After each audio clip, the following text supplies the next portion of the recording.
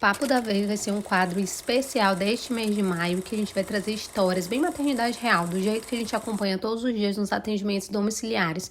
E a gente já começa esse Papo da Vez com uma dupla maternidade, as duas mães da Clara, que foi uma bebê da vez que a gente acompanhou, e a gente vai contar essa história agora pra você. A gente tomou essa decisão também motivado pela questão da minha idade, né? E a gente decidiu que ia ser eu que ia gestar, né? Porque, sei lá, vai que desse a loucura de ter o segundo, aí ela tinha mais tempo de decidir. Sim. Mas se fosse, tinha que ser eu na fila, né? Pela idade. E aí a gente fez a primeira tentativa, não deu certo. E que foi quando eu descobri o prolactinoma, porque com esse hormônio muito alterado, não tinha como a gestação avançar. Sim. Aí eu comecei a fazer o tratamento com cabergolina e na época foi isso, já estava com produção de leite sem estar grávida. Então eu comecei a fazer o tratamento com cabergolina e não demorou tanto para eu conseguir, foi na segunda tentativa. Isso foi final do ano de 2021. E aí já nesse começo, acho que já depois que a gente passou a loucura do primeiro trimestre, que eu fiquei muito mal, né? Aquela coisa de não conseguir comer. Veio Simone, aí foi que a Simone... né? Porque assim, essa coisa da indução da amamentação, eu já tinha alguma informação, né? Mas não tinha ido pra frente.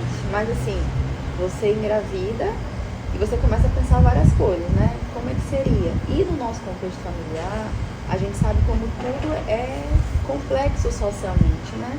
Então, assim, eu digo, não, eu vou querer marcar esse território, né?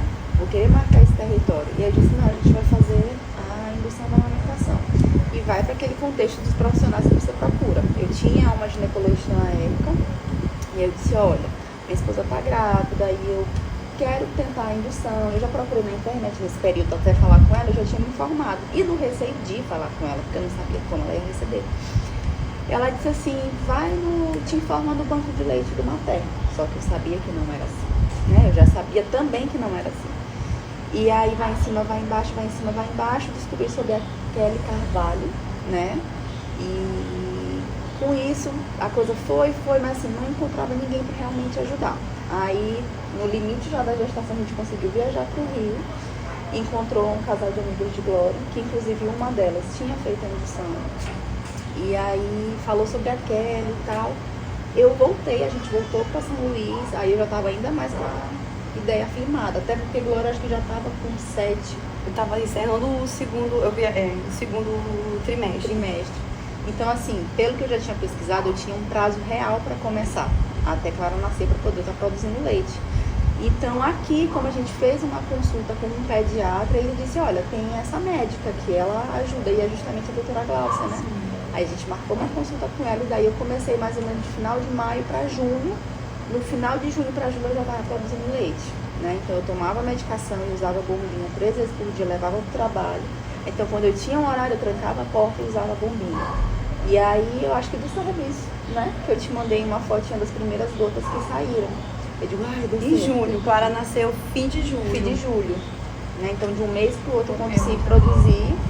E aí quando ela nasceu eu realmente já estava, só que eu não percebia a diferença do peito da minha mama já cheia de leite, né? Mas já tinha. Porque, por exemplo, algumas orientações a gente teve, outras a gente não teve. Nem quanto a hiperlactação que eu tive depois que eu tive Clara, a gente não sabia que estava passando por isso. Já estava inflamando, machucou, foi que vocês me salvaram. Eu estava chorando, assim, porque eu queria amamentar, estava com 2 dias em casa. Sim. E Simone estava salvando também, né, porque ela segurou. O bom de ter os 4 peitos. Mas, por outro lado, em junho, quando ela começou a ter a lactação, tempos depois a gente se deu conta que ela passou pelo processo do puerpério. Porque meus hormônios estavam lá em cima. E você... Ai, que legal falar sobre isso. E aí as você duas, não pode, imagina. Não pode dar nome e vivenciar aquilo. Né? Então era isso. Às vezes o emocional abalado. Então assim, em junho Simone viveu, um mês antes, viveu o puerpério dela. Quando ela me viu, início de agosto, a gente começou a ver aquela profusão de emoções e sentimentos, né? Sim. Que a gente foi aos poucos entendendo. Nossa, isso daqui é muito complexo. E a gente meio que Mas toda esse caminho até aqui foi do tipo uma foice, né, abrindo caminho, porque tudo que a gente conseguiu demarcar, então assim, não, isso aqui vai ser dessa forma, claro, na nossa família vai ser assim, mas foi a gente buscando fora, porque aqui mesmo a gente não tinha acesso a nada. Por exemplo, podemos falar de vários exemplos de violências simbólicas, um tratamento. Que não incluía a outra mãe, perguntas que são desnecessárias, mas que vêm, né? Ou mesmo o despreparo daquele que não vai perguntar, por exemplo, você está tratando a mãe que está grávida, você está interessado naquelas duas vidas, né? Então, quem mais está envolvido naquela vida? Não é a outra mãe? Pergunte como ela está, pergunte como está o tratamento. Eu tive um acompanhamento, por exemplo, de uma nutri, que pelo menos indiretamente ela dizia, você também vai amamentar, então você também tem que tomar vitamina, não sei o que, não sei o que. Então, isso é um bom exemplo, mas a gente também tem um outro exemplo de profissionais que não incluíam ou que se dirigam somente a mim, né? E eu acho que esse tipo de... Ou então familiares que davam parabéns só pra mim, que vieram, né?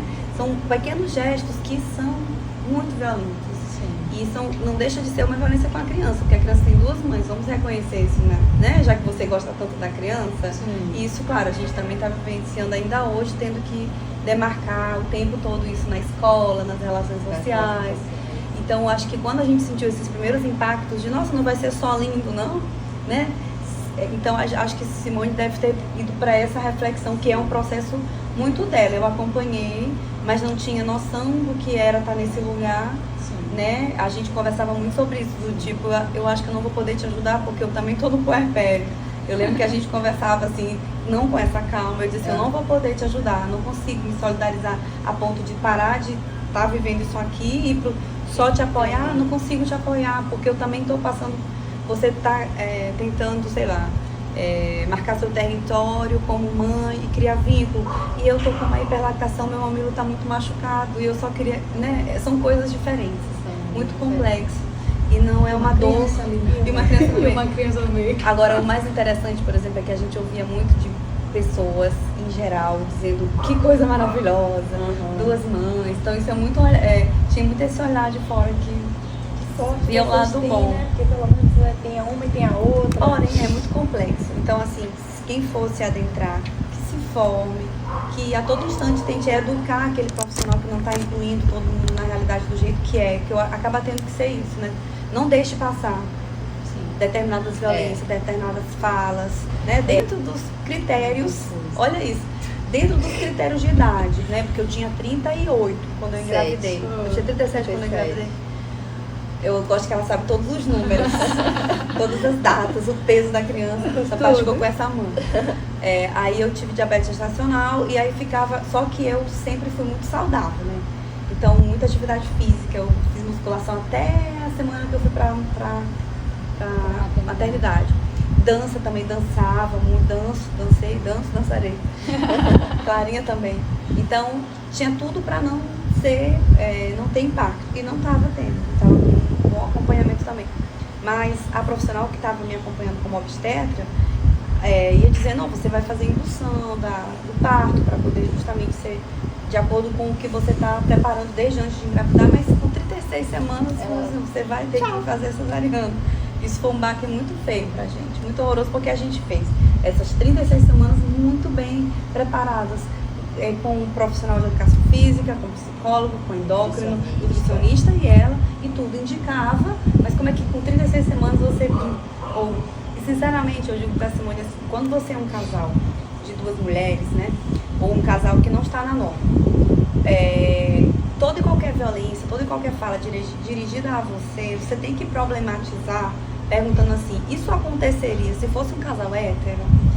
Né? Se fosse um casal dentro da norma? Então, desde então, eu tenho sempre perguntado, essa pessoa falaria comigo assim, se fosse em outra situação?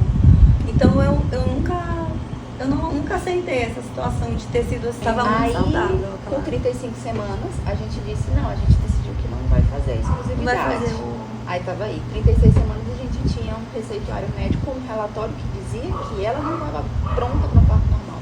Resumidamente, o relatório dizia isso. E eu tava com esses outros acompanhamentos e eu falei com a minha endócrina, eu disse, tem como você me confirmar que eu não tô bem, ela dizia, Glorinha, os números indicam que a cabecinha dela tá, porque era o tamanho do pênis.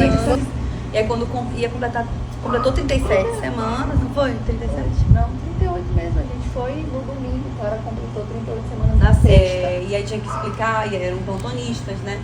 E a gente também viu muito descuido nessa troca de plantão, né? Muito, muito horroroso, assim.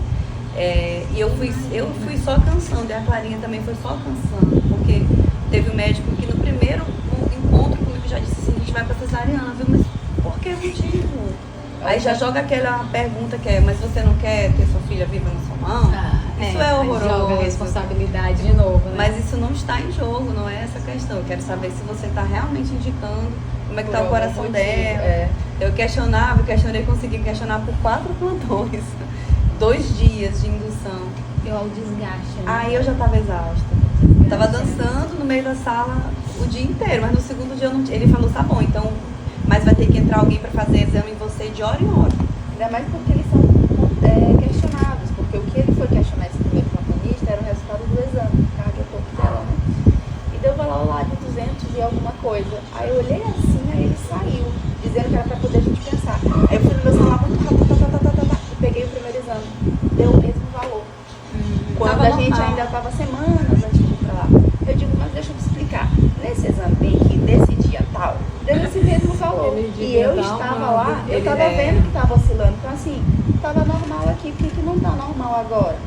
Aí ele, olha, então vai ficar por escolha de vocês, mas vocês vão precisar ter alguém. Então, na primeira noite, nós passamos sem dormir. Ele não deixou a gente dormir. E aí nessa noite eu pensei assim, a gente não vai conseguir levar normal, porque eu estava exausta e eu não estava gestante, eu não estava. E eu senti que Clara também já estava cansando, assim, né? Assim, a gente esperamos 2 dias, a gente entrou no domingo, Clara nasceu na terça. E nasceu super saudável. Só que aí com essa tensão toda, segundo eles, teve uma hora que o coraçãozinho dela acelerou mais do que deveria. Aí a gente foi imediatamente para a cesariana de manhã. Ela nasceu super bem. Porque o risco de uma criança que é filha de mãe diabética, dentro dos números, dos padrões, porque mas ela não teve hipoglicemia, quem teve foi eu. Logo depois. Aí, né, meio que foi bem complicado esse momento. E aí foi muito legal o lance da dupla amamentação, que a gente estava assim adorando, porque eu fiz um plano de parto. E aí eu ficava lendo pra todo mundo, duas mães, o tempo todo ela não vai tomar foco. E também precisar ficar falando e reforçando isso é chato demais. Mas esse era muito chato, e como eu já sabia que tinha que ser assim, então eu já ficava falando, ele já falou pra você que é dupla amamentação? Já falou que é dupla maternidade? Porque eu sei que às vezes a equipe médica não conversa, né? Chega o pediatra que não encontrou com o obstetra, que não falou com o enfermeiro, que não falou. Então eu fazia questão de falar pra cada um. E dizendo assim, ela não vai tomar fórmula, viu? A criança não precisa de fórmula, porque a mãe está preparada para amamentar. Eu não vou amamentar, mas ela vai amamentar. Se eu não puder amamentar, ela vai amamentar. E assim que foi, né? Isso aconteceu. Isso foi bem legal. A Clara nasceu, aí disseram que ela tinha passado por alguma intercorrência, então fez todas aquelas primeiras avaliações. Terminou de avaliar, já era a Clara no peito. Ela pegou de cara. Quando ela acertou encaixar, aí ela mamou de cara. Ela mamou na primeira hora. Amamentar e fazer lactação e que a barriga tá crescendo, meu Deus, a criança vai chegar. E eu sou uma pessoa que assim, eu costumava ter mais. Hoje em dia não tem mais tanto assim, aquele sono gostoso, do tipo, acorda só no dia, a casa cai, Simone não acorda. Não, hoje em dia, venta, eu já tô acordando. E eu pensei, meu Deus, vai ser muito difícil pra mim essa coisa do sono, de acordar de hora.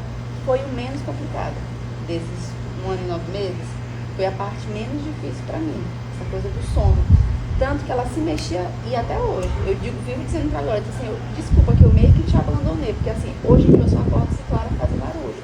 Antes não, Glória fazer alguma coisa, o que foi? Tá tudo bem? Tu quer alguma coisa? Saudade dessa parte.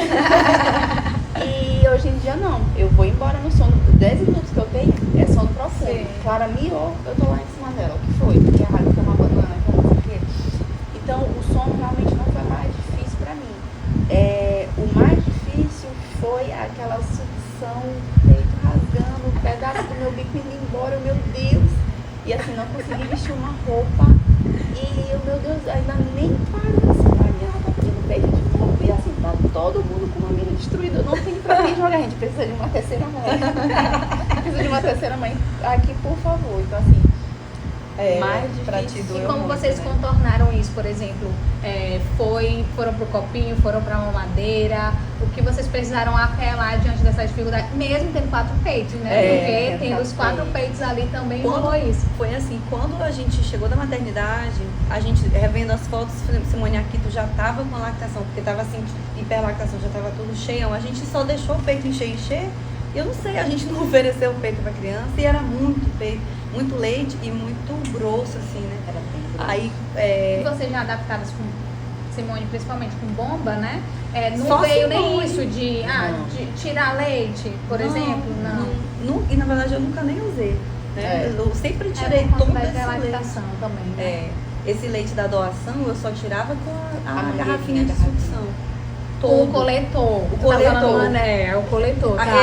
O coletor, porque Que a só gente tem um que nome gruda só aqui. nosso. A gente tem um nomezinho A gente nosso. tem um nome só nosso, eu tô tentando lembrar o nome que todo mundo usa. O coletor. É um coletor.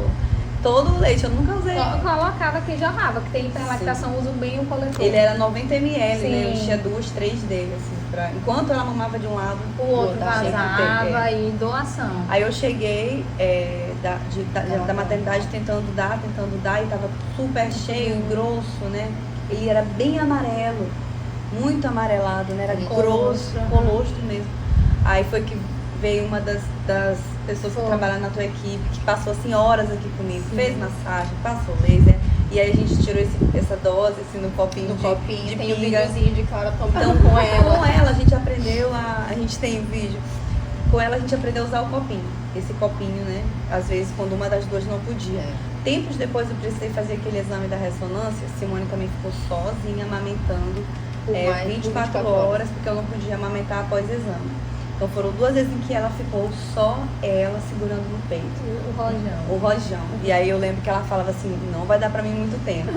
Então essa negociação começou ali, da gente ver.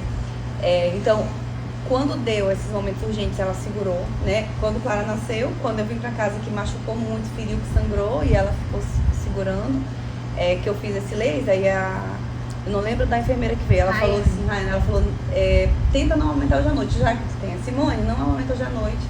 E mesmo eu com o peito machucado, eu ainda ficava chorando, né? Porque eu queria amamentar. E durante esse período que Simone amamentou, a gente tinha isso do sono. Ela ouvia a Clara acordar, então eu não acordava. E aí ela dava o peito. E eu tentava, tipo assim, A gente tinha essa negociação. A coisa da amamentação era difícil em vários campos. Eu queria, depois que eu comecei a amamentar, eu digo, não, eu quero realmente amamentar minha filha, eu quero minha filha no colo comigo, dando peito, eu quero esse momento, né? Só que no outro ponto tinha eu cansada de amamentar e cansada também de dar o suporte. Então eu me sentia duplamente exausta. E aí era a hora que começava a ficar difícil, porque assim, se eu continuar amamentando, eu não vou dar conta muito tempo, porque eu tenho que ajudar a Glória, estar presente pra Glória e estar presente pra Clara amamentando. Então assim, não dava. E aí, nessa que eu acordava pra Clara lá do tipo assim, ela precisa dormir, porque isso depois que eu voltei a trabalhar principalmente, porque como eu vou sair pra trabalhar, ela vai passar o dia. Então ela vai precisar descansar. Então eu pulava, pegava a Clara do berço, botava no peito, dava, trocava, botava no outro. Aí quando eu via que tipo, meu peito tinha secado, porque como eu já passava o dia fora, a minha produção estava menor. Então eu dizia, ei, acorda, na hora de dar peito da Clara. Que era tipo só pra fechar o tanque e Clara voltar a dormir. Aí a gente dormia, 3 horas depois recomeçava. Primeiro ela dava, depois ela me acordava E tu pra conseguia encher. descansar assim também dentro das possibilidades pro dia seguinte, pro Roger? Era no 12, como eu costumo foi dizer, bem... que era tipo assim, não tinha muito o que fazer, né? Era essa a nossa realidade. Então de manhã eu saía pro trabalho, e aí no trabalho, por exemplo, às vezes eu trabalhava atendia até 11h30, meio-dia. Ia voltar 2 da tarde, então eu tentava só me esticar na maca e, sei lá, fechar o olho. Ou então estimular, fiz várias vezes de botar uma mangueirinha. Eu digo, eu tenho 30 minutos, então vai ser 15 minutos de cada lado, tá bom, eu vou botar o despertador. Eu só desligava o despertador e ia aproveitar os outros 15 minutos, só que a bomba tinha ficado só em um lado. Eu digo, meu Deus, era mais ou menos assim. E isso que tu falou agora é bem interessante também, porque a gente fica pensando muito na Glória enquanto gestor e tudo, mas aí tu tava duas, Cuidando de duas duas, pessoas. né? Tu tava cuidando de duas pessoas, tinha que dar conta porque tu tava no processo ali de indução e tinha que manter estímulo no peito, então era quase que uma tripla função aí, então muito cansativa. Aí tem demanda de casa, tem demanda da Glória, tem que dar esse suporte, enfim, com certeza não foi fácil. Entre essa questão hormonal que teve, foi necessário o uso, aí estimula tudo isso, e aí o psicológico também. Nossa, vai embora. E ela gotas de leite. E também tem uma vivência que ela tem, que é de muitas mães, que é aquelas mães que não conseguem ficar em casa para amamentar. Tem que sair para trabalhar muito cedo. Ela ficou 15 dias. Só 15 dias. Então, ainda foi bastante, até 6 meses amamentando. Foi. Tanto que como eu passava o dia, quando ela chegava, ela amamentava até a hora de Clara dormir, né? Eu só ia amamentar mais na hora do sono mesmo, da noite. Do mesmo modo como a gente teve que, e tem tido sempre, né, que explicar como é que é para chamar, que não tem nada faltando na nossa família, Sim. assim como não tem nada faltando em nenhuma outra. Do mesmo modo, como agora, por exemplo, em relação à escola, eu quero que eles tenham, eu sou linguista, né? Então eu trabalho com análise do discurso, então eu estou preparando um manual de linguagem inclusiva, mas não é para incluir Clara Marina. É para incluir a diversidade de famílias. Sim. Aquela família em que um dos responsáveis faleceu ou foi embora, aquela família em que houve uma separação e depois se juntou de outro modo, aquela em que ficou avó ou só um tio, aquela em que uma mãe sozinha adotou com outra mãe, adotou com um pai, ou que 2 pais adotaram. É tanta diversidade que o ideal é você ter uma linguagem que não vá pressupor que todo mundo é igual. É só isso. É para ser até mais simples. A linguagem inclusiva, ela é mais simples. Então, chama os responsáveis, as pessoas cuidadoras, as pessoas que cuidam.